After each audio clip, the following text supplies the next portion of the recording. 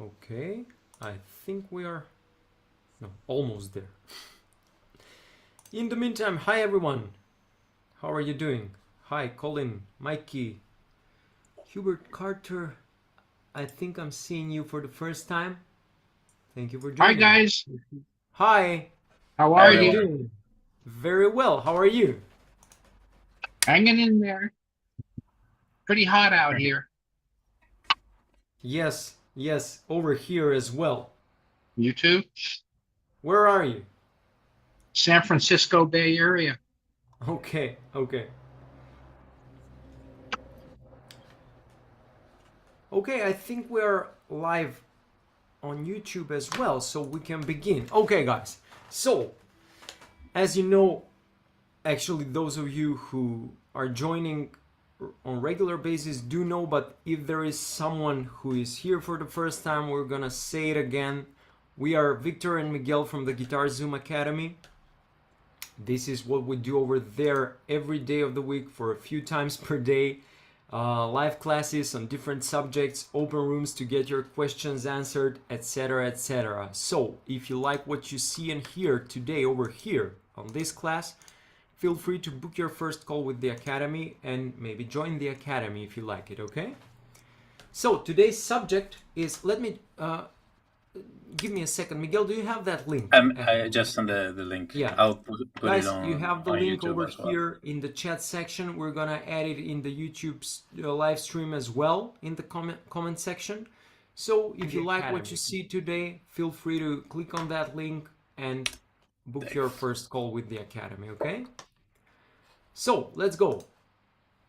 Today's subject, I don't know if you remember and if some of you were here, but last week I believe we talked about triads, okay? And we talked about minor and major triads.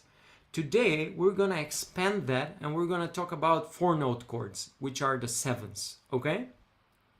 So you probably already know this, but if you take one note as a root note and you go 1/3 above it, scale wise, and one more third above the third, which is the fifth of the root, please, if you don't understand what I'm talking about, feel free to interrupt me, okay? Yes, Colin, that's it, what you just wrote, yeah.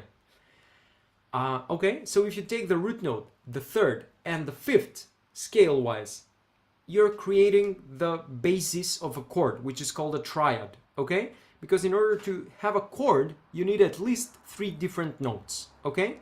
Everything else that contains only 2 notes is called an interval, and 1 note is just 1 note, okay? So, if we are in the key of C major, for instance, this is the scale. Okay? Now, if I take the root note, and the third, and the fifth of the scale, and if I play these notes together, I am playing a triad of a C chord, okay? Now, regarding the minor and major, minor versus major nature of the chord, okay? That is determined by the third, okay? If the third as an interval is a major third, which means 2 whole steps above the root, then the chord will be a major chord. If the third is a minor third, which means 1.5 step above the root, then we are talking about a minor chord and a minor scale, okay? Again, if somebody doesn't understand what I'm talking about, please feel free to interrupt me, either to unmute yourself and ask a question or to type your question in the chat section, okay? Okay, so now, what we saw already is that if I take the root, the third and the fifth, I'm gonna create a triad. Now, how do I create a 7th chord with the same method?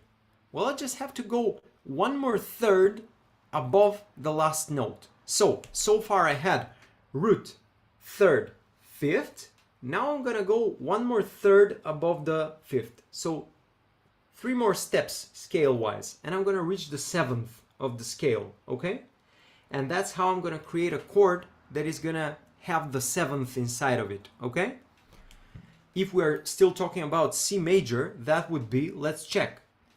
I have the notes C, D, E, F, G, A, B, C, right? Now, if I choose the root, the third, the fifth, and the seventh of the scale, the chord that I am creating is what's called a C major 7, okay? Because it's gonna be just like C major with that added seventh note, which is gonna be the B note in this case, okay?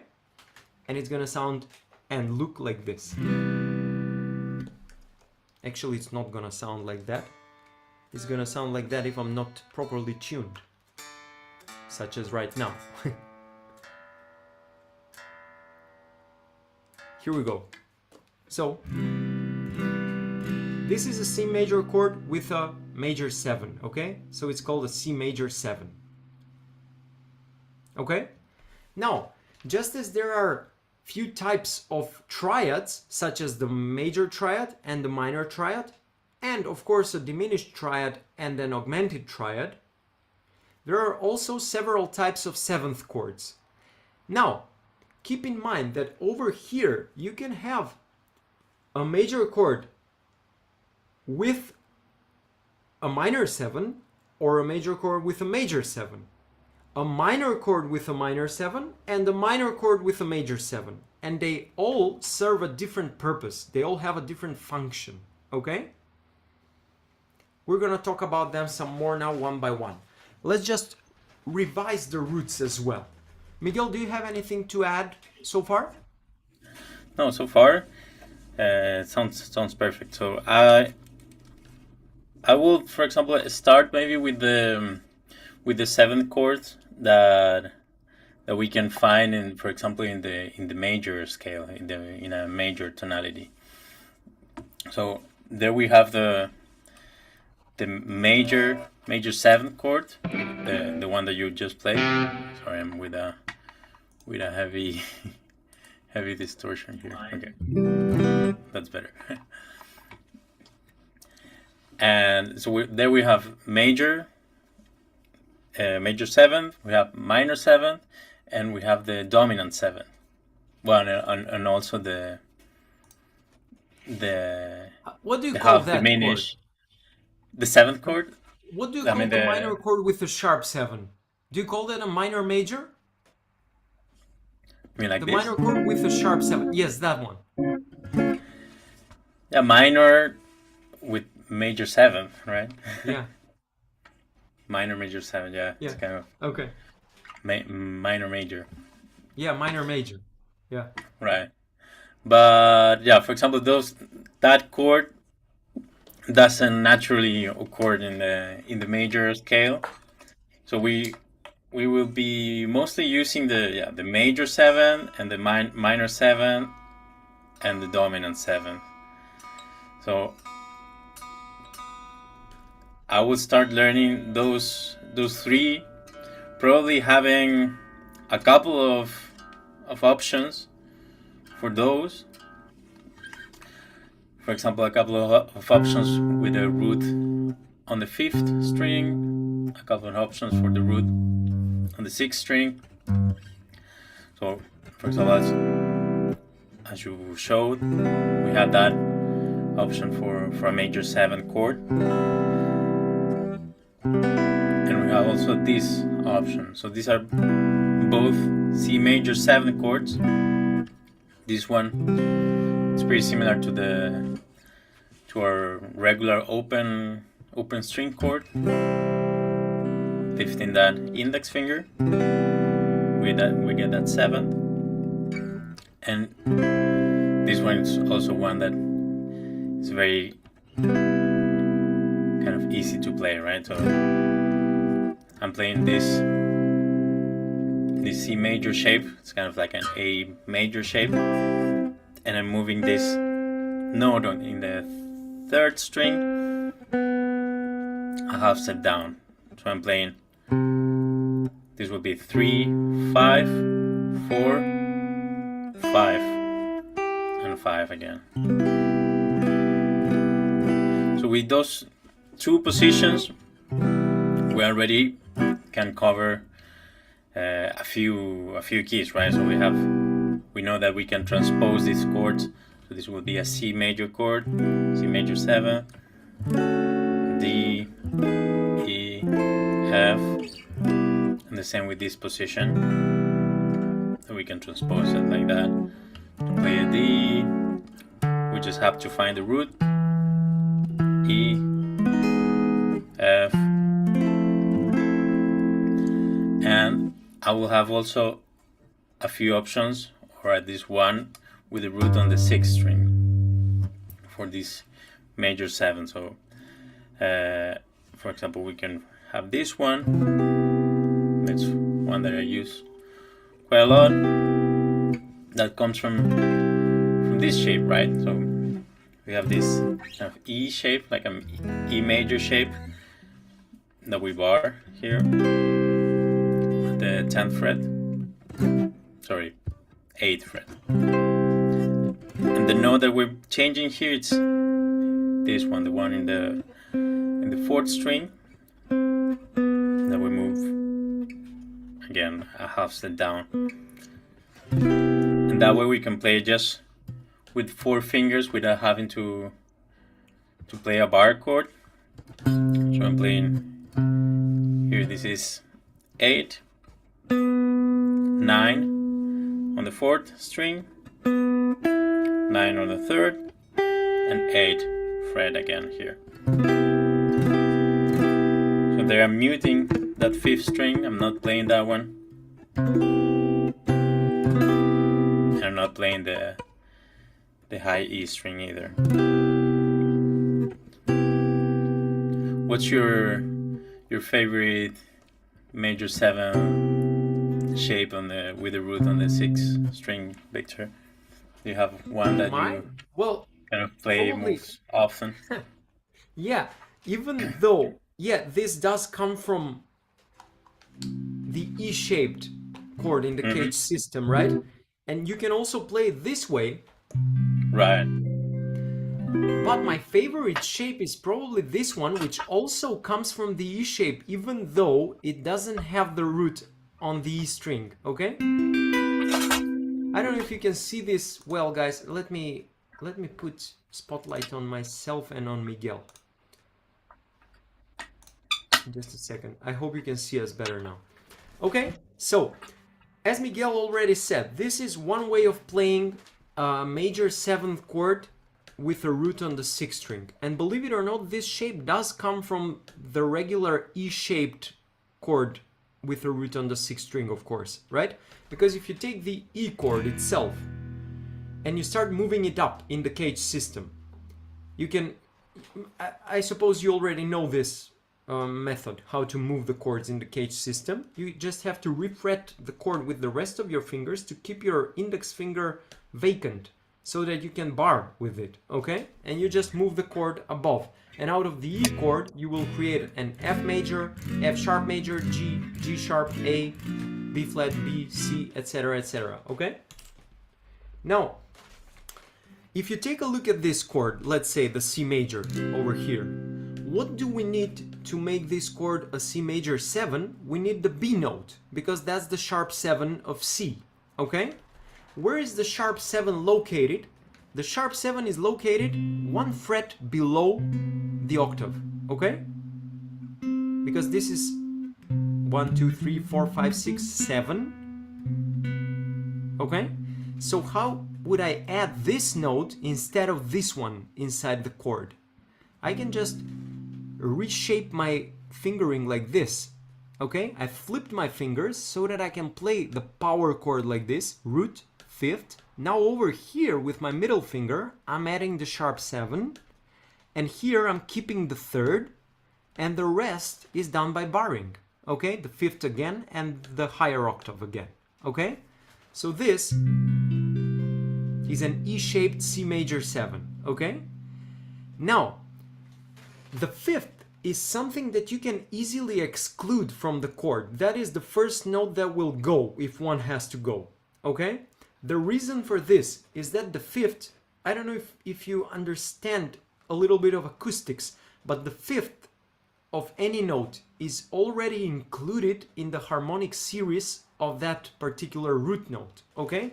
So inside this E note, you can also hear a G note somewhere above, okay? So that's why I can easily exclude and just assume the fifth, okay? And I can refret the chord. Instead of playing it like this and break my fingers, I can just reshape it like this. I'm just skipping the fifth string, I'm muting it. And also, I am actually adding the fifth one octave higher with this finger, up here on the B string, because this is also a G note, just as well as this is a G note, right? So C, G is a fifth, I'm not gonna play it here, I'm gonna add it up here, okay? And I'm gonna play the chord like this. But even if I don't play it like that, if I don't play the fifth of the chord at all, it's not that big of a deal because, as I said, it's already included in the harmonic series of the root note itself. And that's why I can also play this chord like this. Root, sharp 7, sharp 3rd. Okay? Root, 7th, major 3rd. And this is already a C major 7 chord. This is what's called a shell voicing, at least in jazz theory. Okay? When you have the root of the chord, which determines where home is, okay? The 3rd of the chord, which determines, let's say, the gender of the chord, whether it's major or minor, and the 7th, which will determine the function, whether it's a static chord or a dominant chord that will have to go someplace else and resolve, okay? We'll get there. I don't want to confuse you. My cigarette fell. Okay, so, as we already saw, this is what's called a shell voicing of a chord. Root, 7th, 3rd. And we can do this with any kind of a 7th chord. Whether it's a minor 7th chord, whether it's a major 7, dominant 7, or major minor, or a diminished chord, or an augmented chord, or whatever it may be. Let's go through all of them now, one by one, okay? So, what we already played was a major chord with a major 7, and that's called a major 7th chord, okay? You can play that kind of a chord with any shape in the cage system. So, if I take the C shape itself, as we already saw, we can just remove the index finger and have that B note as an empty B string. Now, if I am about to transpose this chord up to a C sharp, I can just refret it, again, make my index finger ready to bar, and I can just move it above. This is a C sharp major 7. This is a D major 7. D sharp major 7, E major 7, etc, etc, etc, etc. Okay? Next shape, let's take a look at the A shape in the cage system. This is the A chord itself, right? So, because this here is the A note, if I start playing an A major scale over here, 1, 2, 3, 4, 5, 6, 7, 8. So I need this note inside that A major chord to make it a major 7, a major 7 chord, okay? So how do I do this? Instead of playing the A major like this, I'm gonna refret it and play this note here instead of this one on the G string, okay? And it's gonna sound like this. I'm playing empty 5th string, 2nd fret, 1st fret, 2nd fret, empty high E string. Okay? Again, if I want to move this chord in the cage system, I can flip my fingers like this, play the root with my index finger, and just move above. B flat major 7, B major 7, C major 7, etc, etc. This is the first one that Miguel showed us today, right? Because again, it makes sense, as you can see. C major scale, 1, 2, 3, 4, 5, 6, 7. I just added this note, which is the B note, inside this A-shaped C major. And instead of playing it like this, I'm now flipping my fingers so that I can play the 7th with my middle finger, okay? And this is a C major 7. I can move it above, etc. Okay?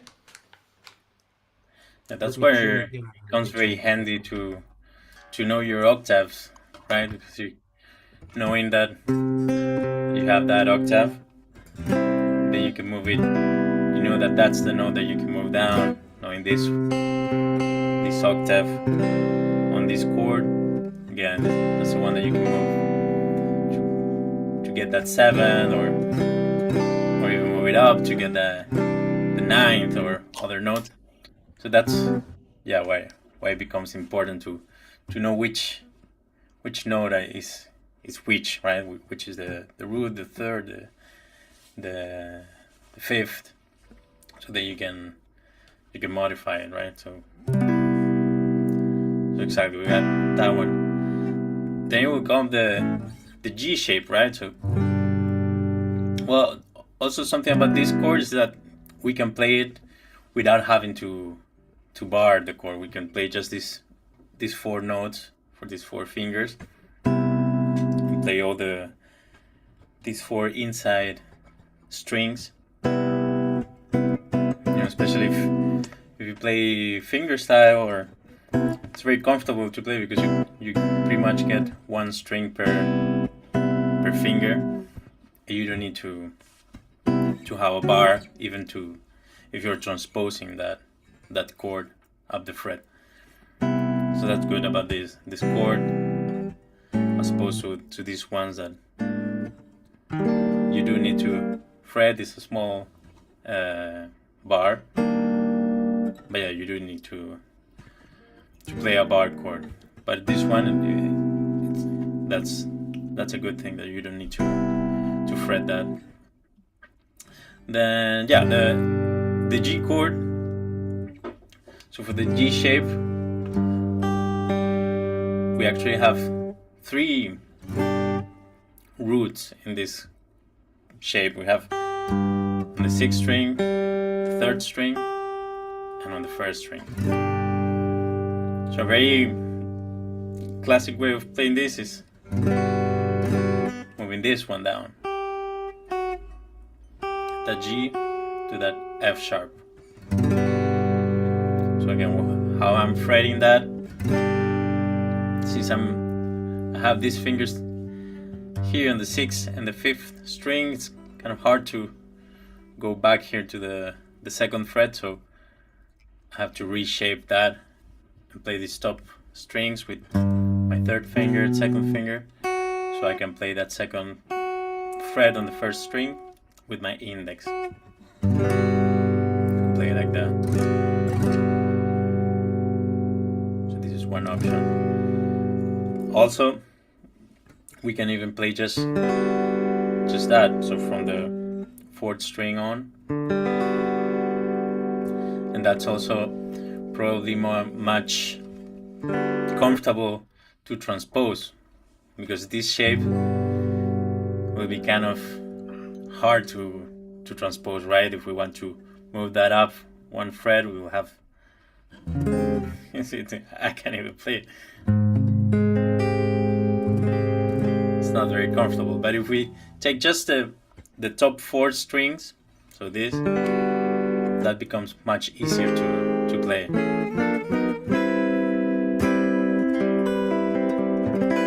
For example, that's a C major 7.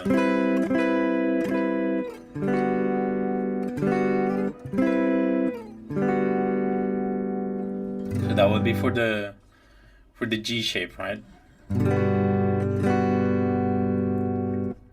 Then we'll have the E shape, right?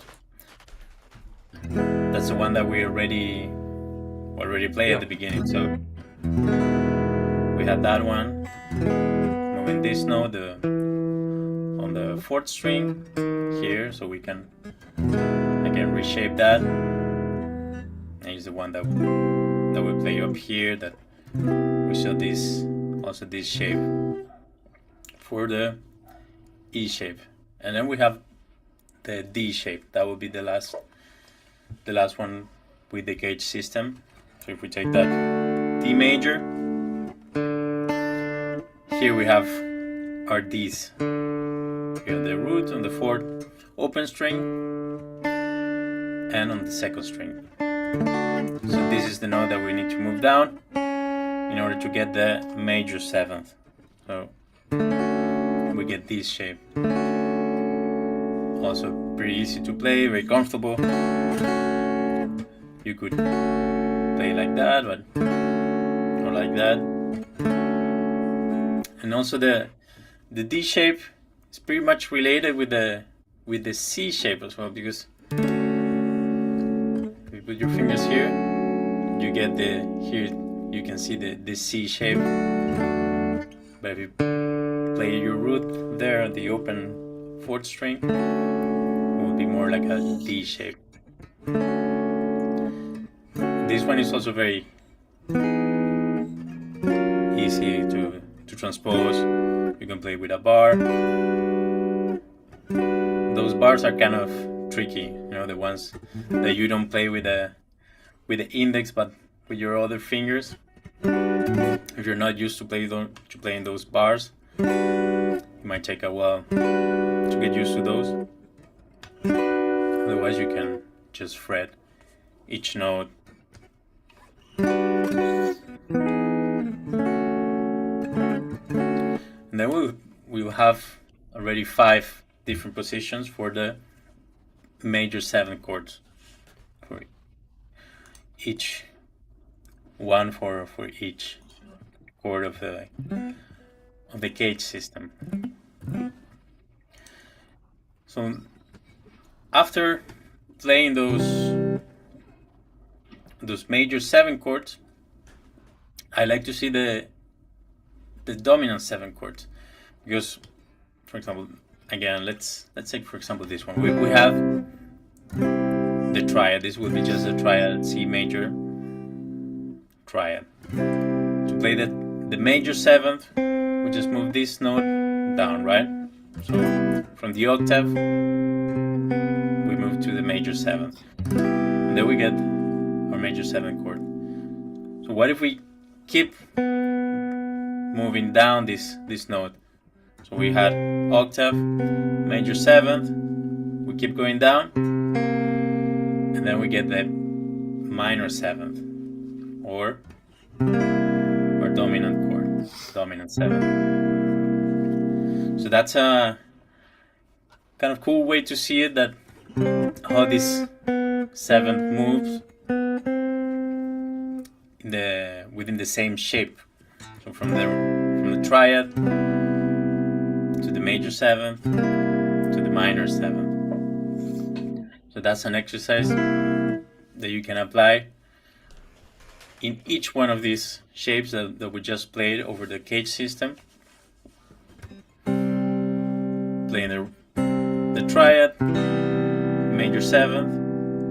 And for example here, the major 7th is played on the open 2nd string. So how do we move this down? We can detune the string, or we can move to the other string, right? That'll be the same note.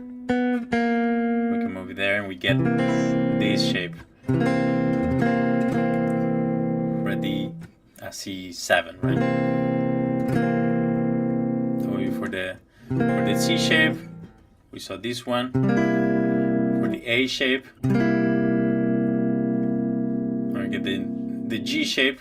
Then we got this for the major 7th. 1 fret down for the dominant 7, right? And again, this one we won't be really transposing this shape exactly as played with the open strings, right? Because we will get something kind of hard to fret. But again, we can just take the top 4 strings, and that's something a lot more manageable, more guitaristic, let's say. And this is a chord that, you know, it's very common to use. You hear it a lot in blues and in any kind of dominant 7 chord. So it's good to know that comes from this open shape, right? From the G7 chord. Then we get the E shape, right? So triad, major 7, and move it down again, and we get get the dominant 7.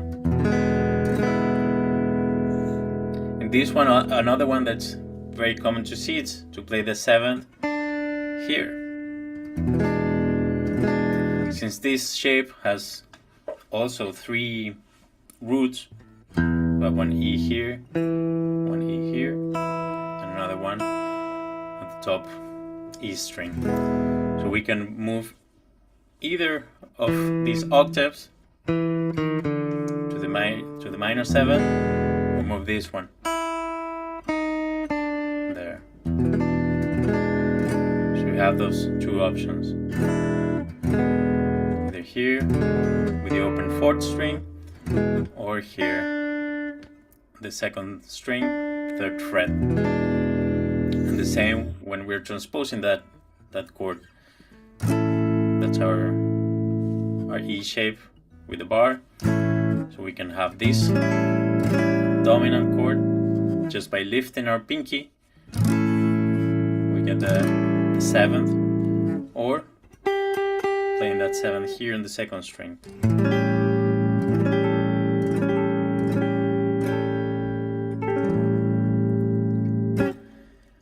And finally we get the D shape again. So again, triad, major 7th,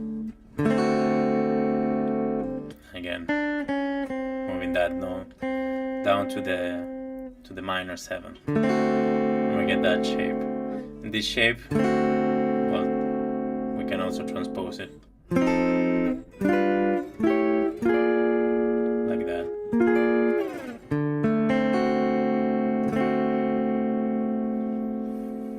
And that will be it for dominant 7th with the gauge system. So we get again the same 5 positions for the major 7th and the dominant 7th. So it's a good exercise to play them with the open chord. So just as the gauge system, like over C, open C, open A, open G, open E, and then maybe try to find those chords with just one tonality. So for example, C, C dominant, in the C position, A position, the G position, we can find it here, E position, the D position, and back to that C position. So that we have the same 5 positions but laid over the fretboard, playing the same chord but just in different positions, right? Cool. Do we have any questions so far? All clear? Anything, guys? Cool. Colin, it gave us the thumbs up. So. Thanks, Colin. Cool. So maybe we can move forward to the minor 7th now. Yes. Yeah. Okay. Yeah. So far, what we covered were the 2 versions of major chords with the 7. So either a major chord with a flat 7 and a major chord with a sharp 7. Okay. The major chord with a major 7 or a sharp 7 is the major 7th chord, and the major chord with a flat 7 is the dominant 7th chord. That's what we covered so far, okay? Now, keep in mind that finding an interval such as the 7th or whatever it may be on the guitar is actually much easier than it is on any other instrument, because you don't have to count frets, you don't have to count notes, you don't have to count steps in the scale, because every interval on the guitar has a particular way of what it looks like, okay? A particular shape. Just as you probably know so far that this is how to find an octave of a note, right? Root, 2 frets above and 2 strings above is where we find the octave, right? Or 5th. This is the root, 2 frets higher on the next string is where we find the 5th, okay? Or this is what a 4th looks like, one below the other, etc., etc. This is for instance, the flat 5, just as well, the sharp 7th has a particular way of what it looks like, which is this. 2 strings apart, 1 fret above, okay? That's the major 7, and the minor 7 is logically 1 fret behind the major 7, okay? So, if I play, again, a scale, this is C major, it has root, 2nd, major 3rd, 4th, 5th, major 6, major 7, octave. Or if I play a minor scale, C minor for instance, it's gonna have root 2nd, minor 3rd, 4, 5, minor 6, minor 7, octave, okay?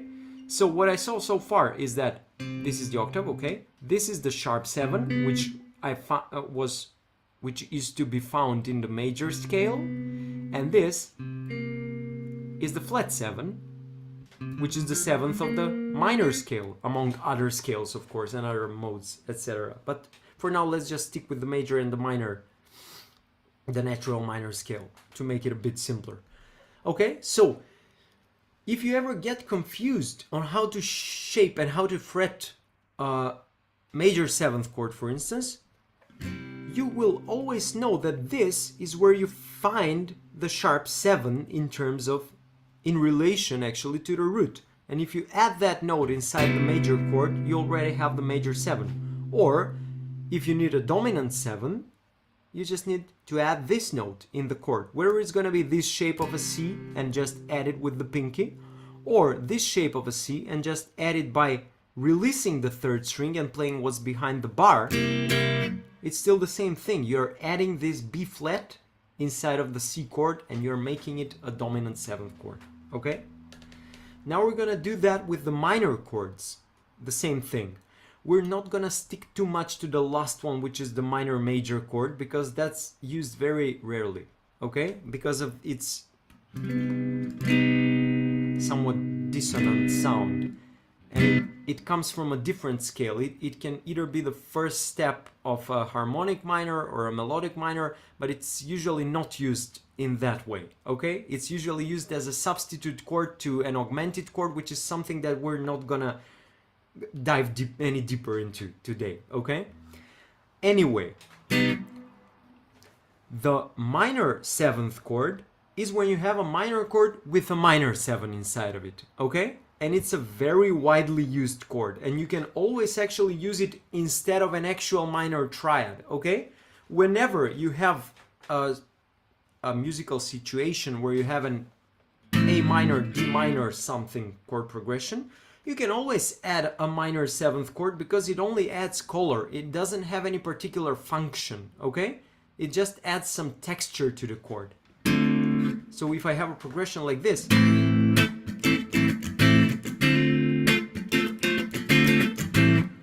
I can also play it with a regular D minor, but I can turn that D minor into a D minor 7 anytime I feel like it, because it just adds some flavor to the chord, okay?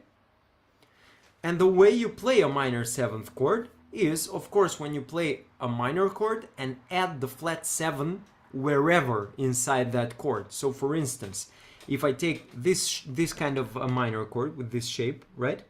With the root on the 6th string coming from the E shape, I can either lift my pinky to release the 4th string and play this note instead of this one. Remember, this is the root and this is what a minor 7th interval looks like. This is where you can find the flat 7 in relation to the root note. So if I only add this note inside this chord, I get a minor 7. So this is what the regular A minor triad sounds like.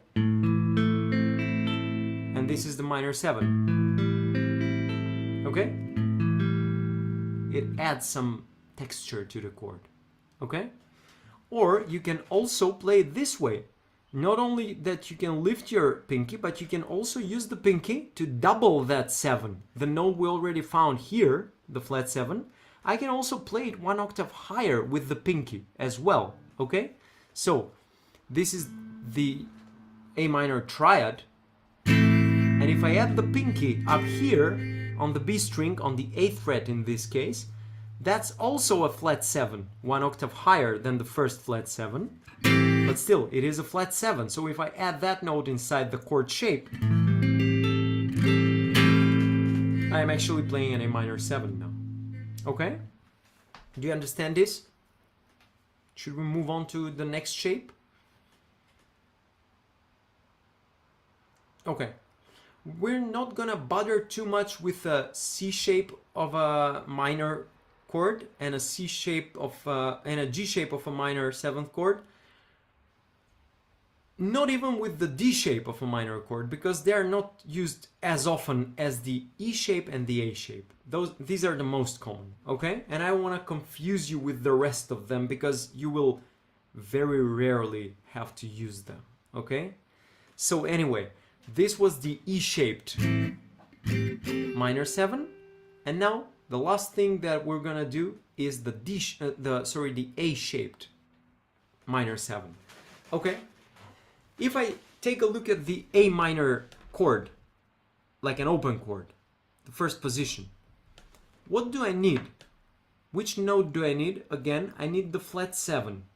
The flat 7, as we said, is located on the same fret as the root, 2 strings apart. So if I have the root on my empty A string, that means that my flat 7 is on my empty G string. So I'm just gonna lift this finger and release that G string. And I'm gonna play the notes A as a root, then this is the 5th, this is the flat 7, and this is the minor 3rd. So this is A minor 7. Or again, I can also repeat that flat 7 here with my pinky, the G note, okay? Because G is the flat 7 of A, okay? And now, even if I move this chord in the cage system, I can play whichever chord I feel like. Let's say, let's take the C sharp minor, okay? I can either lift my pinky up and play it like this, or I can also add my pinky up here on the 1 octave higher 7th, okay? Because this is also the flat 7 of the root. And it sounds like this. Okay? And you can do many different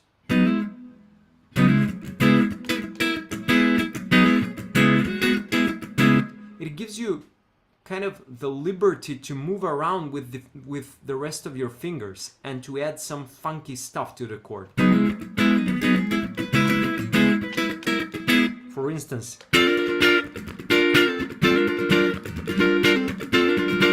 you probably know this song, right? And this is a G minor 7 actually.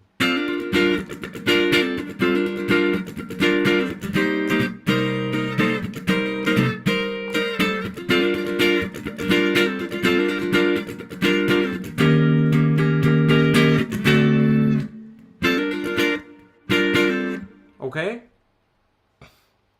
Do you have any questions so far?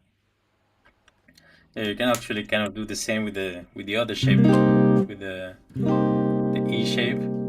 I also like to see it as just the top 4th string, because you can play with just one finger. Yes. So you get the 7th there, and you can also do the same kind of thing. So.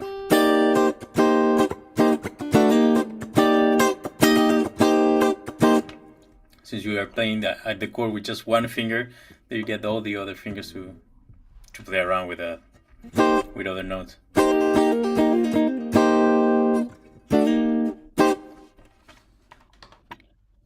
Cool. Let me see the chat on YouTube. There it is.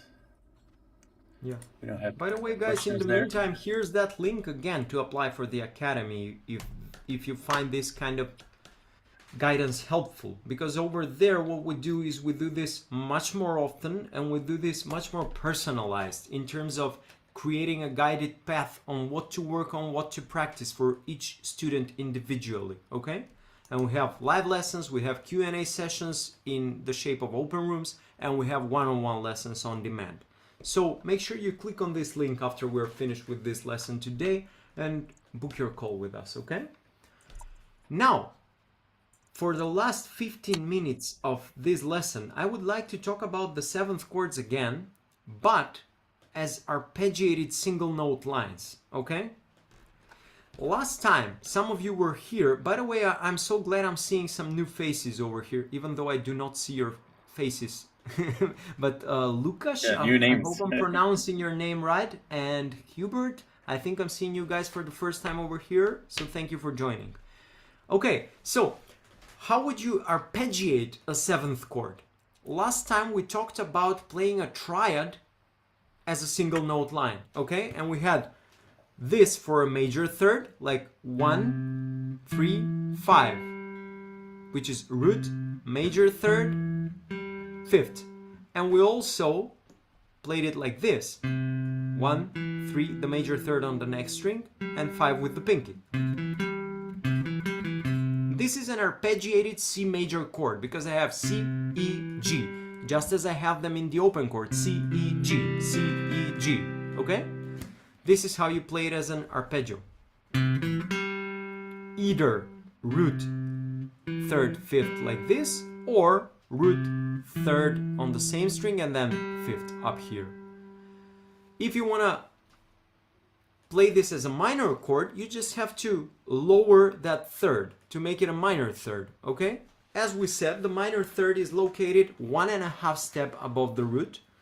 So that means that I can play a minor triad like this: root, minor third, fifth. And you can hear this in many, many different songs. I can think of thousands of examples at the moment, which have at least a bass line that goes something like... I think last time which song did we... we mentioned the Vaya con Dios song, Just a Friend of Mine, last time.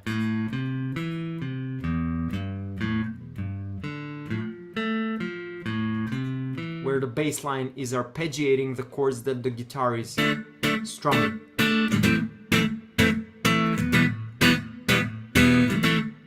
Yeah, okay. Now, that's how you play a major triad and a minor triad.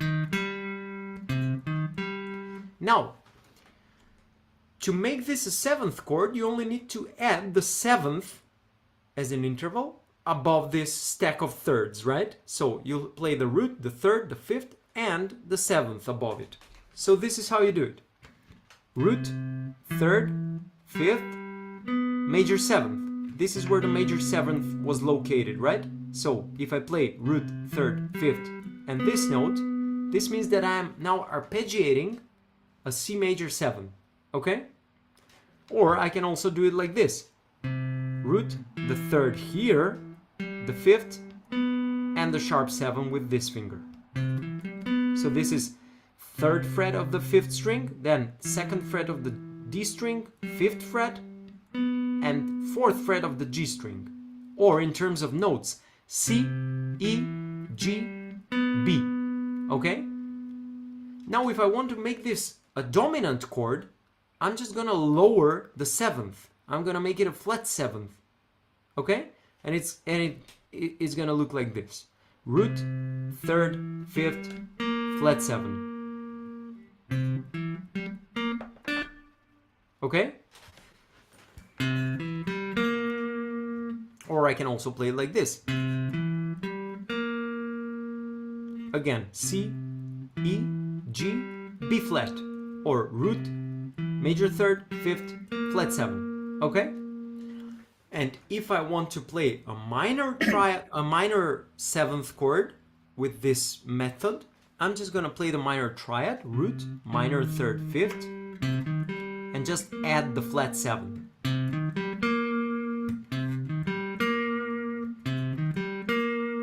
Okay? And you can start creating licks like this, okay?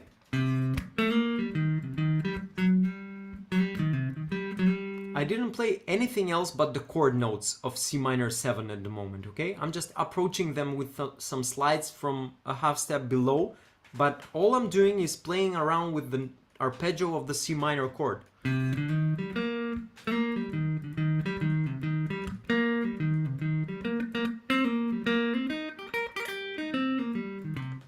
this is how you play it in 2 octaves. 1, 3, 5, 7, 1, 3, 5, 7. Okay? Let's also take a look at them starting on the 6th string root before we finish, okay? Because these 2 shapes are the most widely used, okay? Everything else you can just put in the next octave to start it on the G string or to start it on the D string. Okay? You can easily mirror that 1 octave higher. So I'm just gonna, because we don't have much more time left, I'm just gonna show them to you down here. Actually, up here, whatever, whichever way you like to look at it, okay? So, C again, major 3rd, E, 5th, sharp 7, or in terms of frets, 8, 12, 10, 7, 9, sorry, or in terms of intervals, root, major 3rd, 5th, sharp 7. Or the other way around, if I move this 3rd, instead of playing it on the 6th string, I'm just gonna play it here on the 5th string and it's gonna become this. But it's still C, E, G, B. Okay? If I want to make this a dominant chord, I'm just gonna play a flat 7 instead of a sharp 7. So, C, E, G, B flat. If I want to move this up to a different key, arpeggiate a different chord, I'm just gonna move it a few frets higher. Let's say this is a D major, D dominant 7, sorry.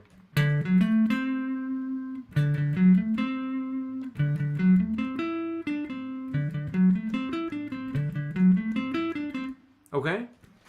Anyway. Again, root, yes, call it. Root, sharp 3rd, 5th, flat 7. Okay?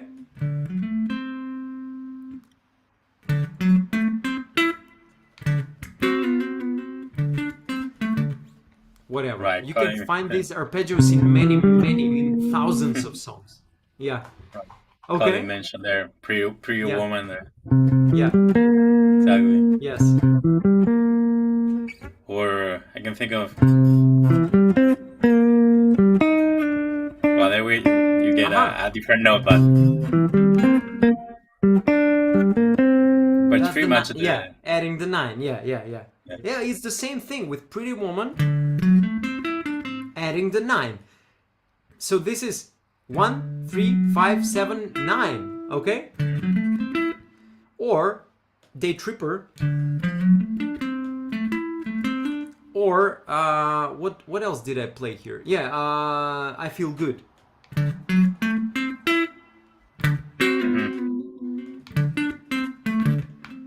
Right? It's the same thing. Arpeggiating a chord. Or if you take a look at old rock and roll and boogie woogie songs like, I don't know, Lucille, right?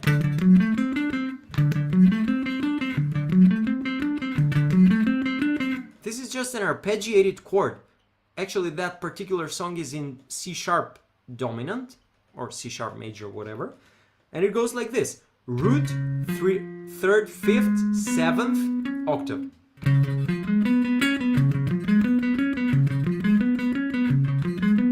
Next chord, same thing.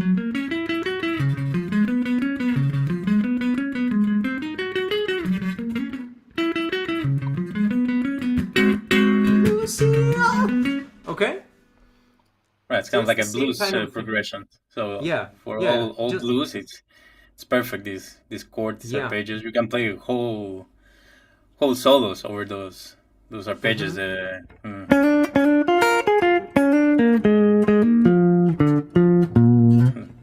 Yep.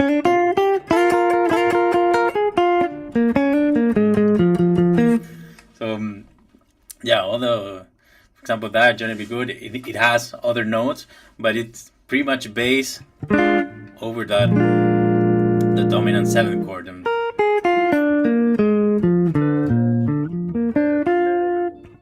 And adding those things, as you said, the note from Yeah. below, Approach notes. the approach notes, yes, maybe some note from the pentatonic scale, but yeah, if you have that, the arpeggio as a bass, you have pretty much 90% of what you need. Yeah, because you can play pretty much anything. Let's say if you're playing by yourself, you're playing a gig by yourself with an acoustic guitar maybe, you can always play a solo actually, even though you're playing by yourself, because as long as you're, let's say you have progression. By the way, let me also show you the last one, the minor 7th chord.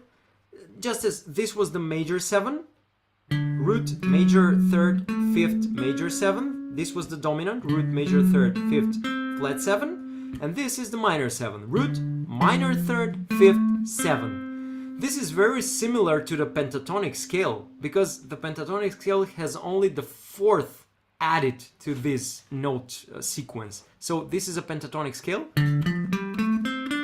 And this is an arpeggiated minor 7th chord, root, flat 3rd, 5th, flat 7. Okay? So anyway, if you're playing by yourself and you have a chord progression that says, for instance, A minor, G minor, E dominant, okay? It's gonna go like this. You can always start arpeggiating the chords like this.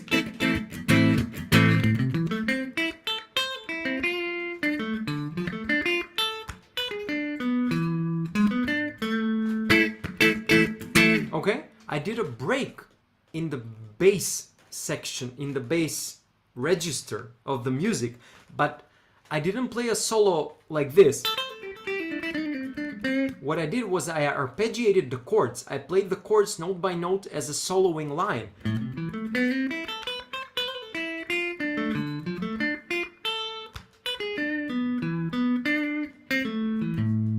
And that's why I still kept the harmony going on in the background, in a way, right? Without having another guitar player to back me up or a bass player or whatever. But just by arpeggiating the chords, I made the music keep flowing, okay? I hope that makes sense, guys. And do you have any questions before we wrap it up?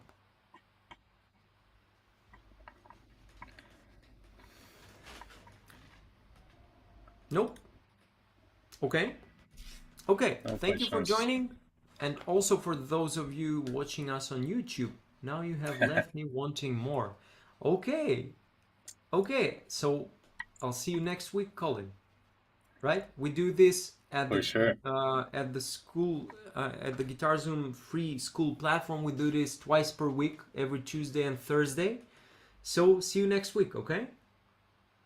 Thanks, guys. Thanks for joining. And for those of you watching us on YouTube as well, make sure you click on that link in the description, okay?